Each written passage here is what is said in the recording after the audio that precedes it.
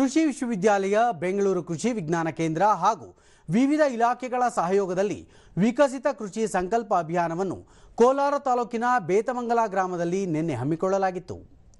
ಕಾರ್ಯಕ್ರಮದಲ್ಲಿ ಕೆವಿಕೆ ತಜ್ಞರು, ವಿಜ್ಞಾನಿಗಳು, ಕೃಷಿ ಇಲಾಖೆಯ ಅಧಿಕಾರಿಗಳು ಸೇರಿದಂತೆ ರೈತರು ಭಾಗಿಯಾಗಿದ್ದರು.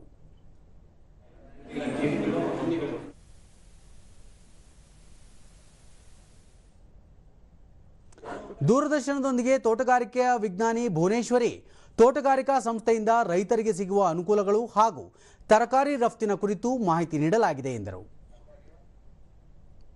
ಎಲ್ಲರಿಗೂ ಯೂಸ್ ಆಗುತ್ತೆ. ಅದು ಅಷ್ಟು ಬೇಗ ಪ್ರಾಡಕ್ಟ್ ಮಾಡಿದ್ರೆ ನಮಗೆ ತುಂಬಾ ದಿವಸ ಬಾಳಿಕೆ ಬರುತ್ತೆ.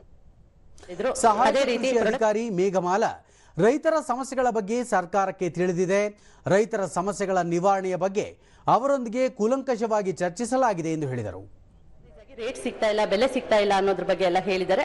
ಅದಕ್ಕೆ ಉತ್ತರವಾಗಿ ನಮ್ಮ ಕೃಷಿ ಇಲಾಖೆಯಿಂದ ಆಗ್ಬೋದು ಅಥವಾ ತೋಟಗಾರಿಕೆ ಇಲಾಖೆಯಿಂದ ಕೃಷಿ ವಿಜ್ಞಾನಿಗಳು ಸಹ ಅವರಿಗೆ ತಿಳಿಸ್ಕೊಡ್ತಾ ಇದ್ದಾರೆ, ಪ್ರೊಸೆಸಿಂಗ್ ಮಾಡೋದ್ರ ಬಗ್ಗೆ ತಿಳಿಸ್ಕೊಡ್ತಿದ್ದಾರೆ. ರೈತ ಮಂಜುನಾಥ್ ಬೆಳೆಗೆ ಸೂಕ್ತ ಬೆಲೆ ಸಿಗದಿದ್ದಾಗ ಅವುಗಳನ್ನು ಹೇಗೆ ಸಂಸ್ಕರಣೆ ಮಾಡಬೇಕೆಂಬ ಮಾಹಿತಿಯಿಂದ ರೈತರಿಗೆ ಹೆಚ್ಚು ಅನುಕೂಲವಾಗಲಿದೆ ಎಂದರು. ಮತ್ತೆ ತರಕಾರಿ ಸಂಸ್ಕರಣೆ ಯಾವ ತರ ಮಾಡಬೇಕು ಅಂತೆಲ್ಲ ಮೇಡಮ್ ಎಲ್ಲ ತಿಳ್ಕೊಟ್ರು. ಅದ್ರ ಬಗ್ಗೆ ನಾವು ತಿಳ್ಕೊಂಡ್ವಿ. ಮತ್ತೆ ರೈತರಿಗೆ ಯಾವುದೇ ರೀತಿ ಬೆಂಬಲ ಬೆಲೆ ಸಿಗ್ತಾ ಇಲ್ಲ. ಅದರಿಂದ ಸರ್ಕಾರದಿಂದ ಪ್ರೋತ್ಸಾಹ ಧನ ಬಂದ್ರೆ ರೈತರಿಗೆ ತರಕಾರಿಗೂ ಪ್ರೋತ್ಸಾಹ ಧನ ಬಂದ್ರೆ ಅನುಕೂಲ ಆಗುತ್ತೆ.